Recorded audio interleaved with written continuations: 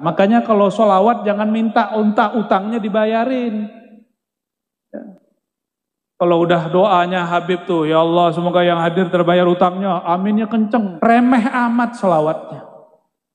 Sholawat begitu sholawat onta, tahu? Sholawat onta begitu. Kalau kita punya akal, punya kolbu, nggak pantas sholawat minta onta. Sholawat minta Avanza ya. Roksa bu ya, roksa. Idza kunta fi dhiqin aw fi faqrin aw fi maradin fa akthir bis salati ala Muhammad sallallahu alaihi wasallam. Syuf, kaifa hada? Itu lain cerita, Bib. Lain cerita gimana? Tadi antum bilangnya tadi gimana? Hadir biar lunas utangnya. Kita mendoakan. Memang mereka semua ini amin berarti nandakno utang ini banyak. Tapi ada tapinya. Idza kunta fi dhiqin aw fi faqrin aw fi maradin fa akthir bis salati ala Muhammad. Ane jelasin, Bib. Ya marhaba. Ane jelasin. Sholawat tuh niatnya karena apa? Karena cinta ke Nabi atau cinta ke diri? Mahabbah Pak Rasul SAW. Oke, dah. Terusnya pripun bu fi dunia hasanah wa fil akhirati hasanah. Nah, maka niatnya harus akhirat. Nih saya kasih tahu Bapak Ibu. Kalau kamu niat mau kaya, kaya itu di dunia. Tapi kalau kamu niat sholawat untuk akhirat, dunia terbawa. Hamba yang paling dibenci oleh Allah, siapa? Orang yang amila amal al-akhirah, beramal amal akhirat seperti sholawat, baca Quran, haji umroh, tapi niatnya ghardan min aghradid dunya. Kalau antum Habib, antum Kiai, tugasnya mendewasakan umat, bukan membiarkan umat sholawat untuk urusan remeh. Caranya beda-beda tadi Bu Yarosi menjelaskan seperti itu. Kalau saya semuanya netral. Ini adalah multi level marketing yang sesungguhnya. Maka jangan ragu memulai wakaf dengan diri kita sendiri dan ajak orang lain. Lalu Nabi Muhammad hiduplah di Mekah. Ini nggak mungkin saya ceritakan semua. Saya ceritakan satu saja yang paling luar biasa. Sebelum nanti sholawat ditambah. Nabi Muhammad SAW mengatakan, ketika aku melewati pohon-pohon, melewati bukit-bukit, gunung-gunung, bebatuan, ma marartu bi syajarin wala hajarin illa wa yusallimu alaih. Tidaklah aku melewati pohon dan gunung bebatuan kecuali pohon itu ngucapin salam kepadaku. Nih coba nih bapak-bapak, ibu-ibu atau kiai lah ya. Pak Kiai, kalau pulang ntar pohonnya diluk gimana Pak Kiai? Assalamualaikum Pak Kiai. Lari itu Pak Kiai itu. Padahal beliau umurnya sudah seumuran Rasulullah ini. 60 Pak Kiai? 60. Itu pohon kalau diluk ngomong, Assalamualaikum Pak Kiai. Lari beliau. Kalau Habib gimana Habib? Lewat di bukit, ini kan Tuban ini banyak bukit bebatuan. Terus batunya diluk, manggil. Assalamualaikum Habib. Kira-kira gimana Habib? Kalau gunung kembar ya tak rangkul pisan be anak.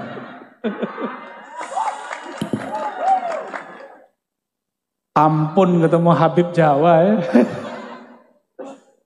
Ya, Habib Betawi lain, Habib Palembang lain. Kalau Habib Jawa, Masya Allah. Barakallah Habib.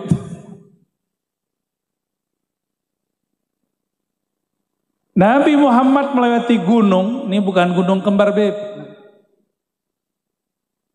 Itu gunungnya bergetar. Pohonnya diluk dan semuanya mengatakan, Assalamualaikum ya Nabi Allah. Salam atas engkau wahai Nabi Allah. Hewan-hewan Nabi lagi jalan. Ada arak-arakan domba. Semua domba pengen mendekat Rasulullah. Ada onta-onta pengen ngadu ke Rasulullah. Cuma sayangnya onta ngadunya urusan perut. Bukan buah perut, Beb. Onta ketemu Rasul ngadunya urusan apa? Perut. Sama, mohon maaf nih, masyarakat ketemu wabub, ketemu bupati, ngadu masalah perut. Coba onta kalau punya akal. Ketemu Rasulullah seharusnya bukan urusan perut yang diadukan. Yang diadukan apa?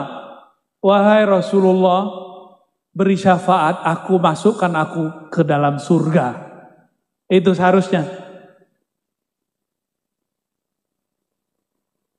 Ternyata waktu dulu Rasulullah punya majelis duduk-duduk begini, tatakan punggungnya pohon kayu. Itu kayu ketika dibuatkan mimbar, ditinggal oleh Rasulullah, nangis.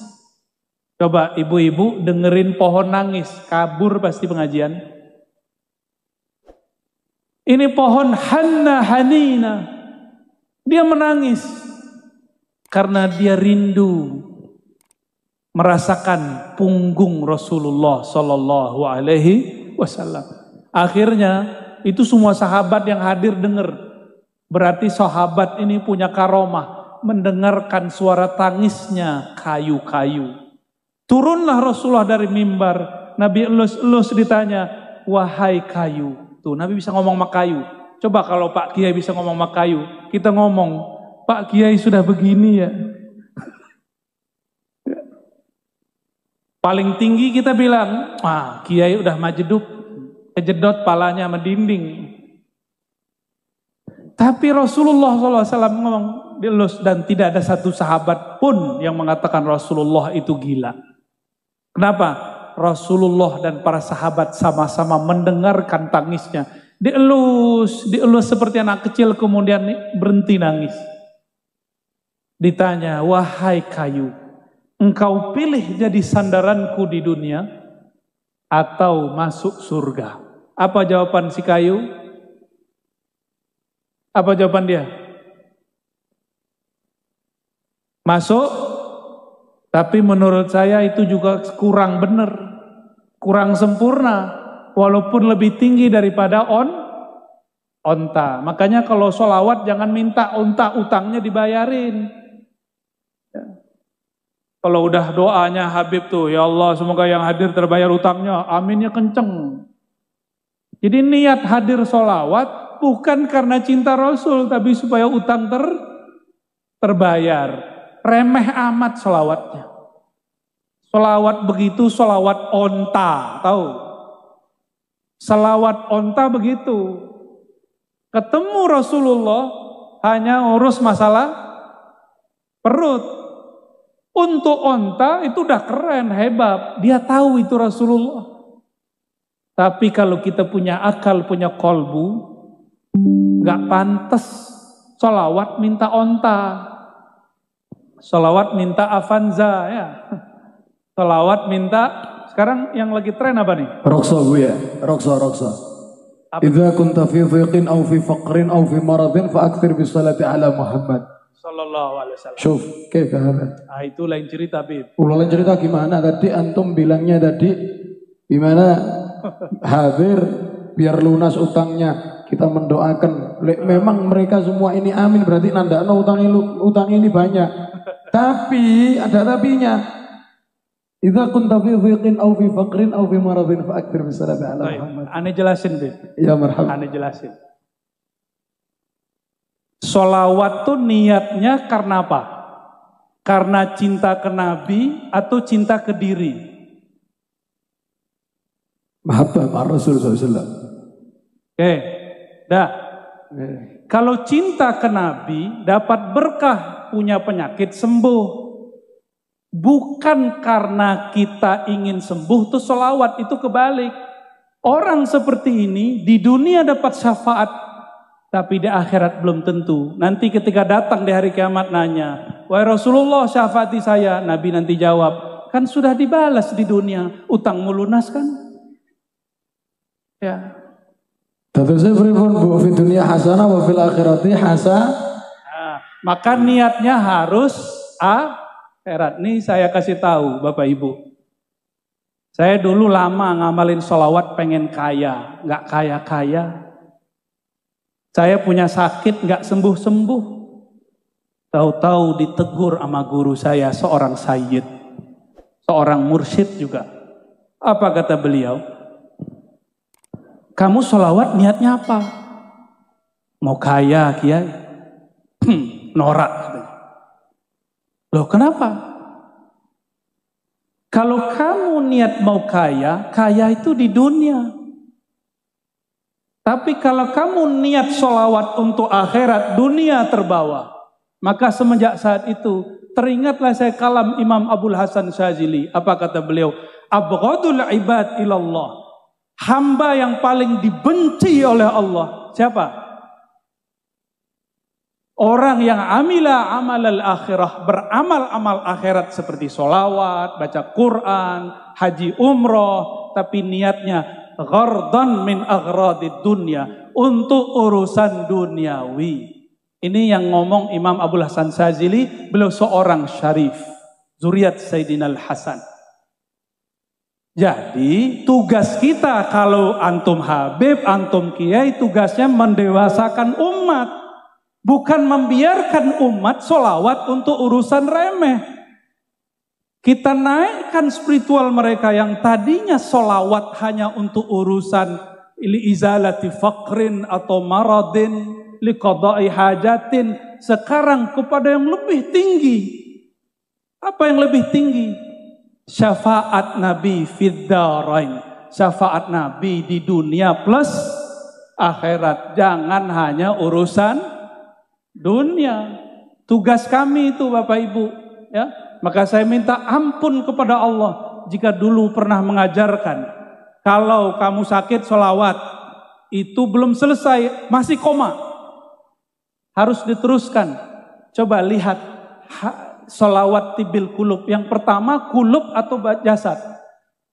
Allahumma sholli ala sayyidina Muhammad tibil kulub. Kulub dulu, baru nanti abdan, baru nanti absor. Karena kolbu urusannya akhirat, badan urusannya dunia. Akhirat dulu, ya. Nah, utang kita kepada Allah dan Rasul lebih besar. Nah, Bapak Ibu yang melakukan Allah, nah itu kalau mau naik pangkat. Tapi kalau mau kayak kemarin-kemarin nggak apa-apa. Sholawat biar bayar utang, itu ada ijazahnya boleh. Ini disebut sholatul awam, sholat orang awam. Tapi kalau sholawat al-muhibbin al-arifin, sholawat orang yang kenal Allah, kenal Rasulullah, nggak begitu. Ya, sholawatnya karena Allah layak karena Rasulullah layak disolawatin. Nih saya tanya ke Pak Bupati, Wakil Bupati. Ini contoh nih Pak Wakil, ini belum Rasul nih. Saya puji-puji lagi di majelis. Saya punya pesantren. Nih saya puji-puji ini, Wakil Bupati adil, amanah, bla bla bla bla. Dalam hati niat muji Pak Wakil Bupati supaya pesantren saya dibangun, dibantu. Berarti niatnya apa? Memuji Pak Wakil Bupati. Dunia. Benar, udah bagus. Bangun pesantren kan bagus. Bagus gak? Bagus. Tapi memuji Pak Wakil Bupati bukan karena dia terpuji. Karena saya ingin dapat sesuatu. Boleh gak? Boleh. Tapi Pak Wakil Bupati langsung tahu. Ah, ini Kiai mulai muji ada maksud nih. Ya. Maka itu Kiai nggak bisa jadi teman ngopinya Pak Wakil Bupati.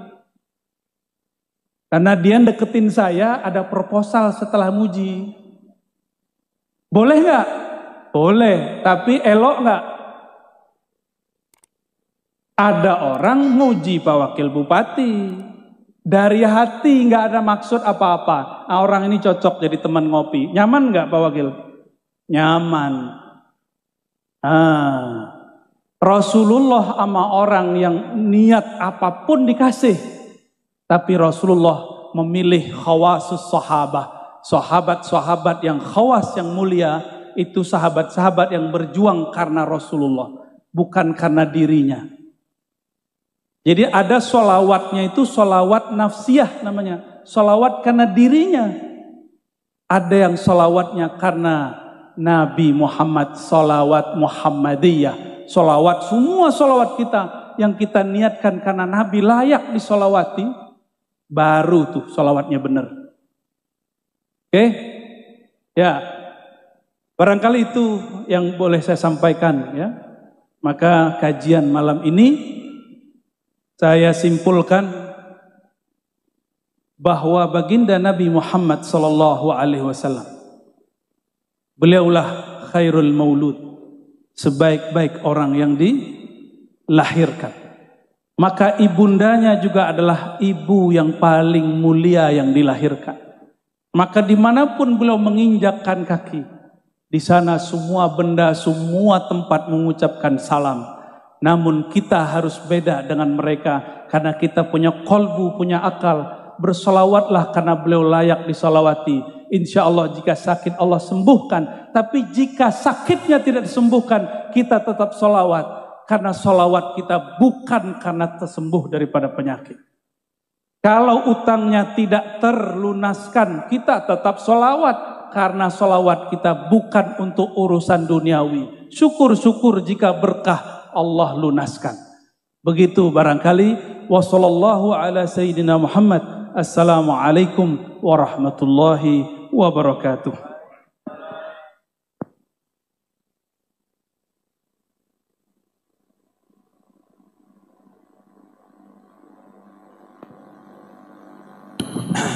Ala Nabi Muhammad. Semua orang itu punya caranya masing-masing. Cara saya seperti ini, caranya Buya Razi seperti apa yang dijelaskan tadi. Namun yang berbeda itu jika kita bersama dan harmonis bersama, itu yang sangat indah. Ya. Caranya beda-beda tadi. Buya Razi menjelaskan seperti itu. Kalau saya semuanya netral. Ya, ojo tenang wae iki kok. Oh, iki yo jajane yo entek wis. Kopine sakmene gedene wis.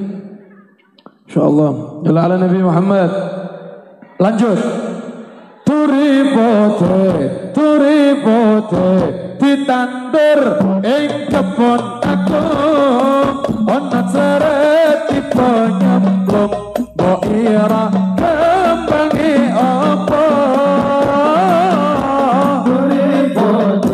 Turi pote ditandur ana seret tipe nyemplung mbok ira kembange apa. Mbok ira kembange apa. Mbok ira kembange apa. Wetan kali kulon kali tengah tenduran. Mari saiki ngaji sesuk yo ngaji. Ayo manut para kiai. Wetan kali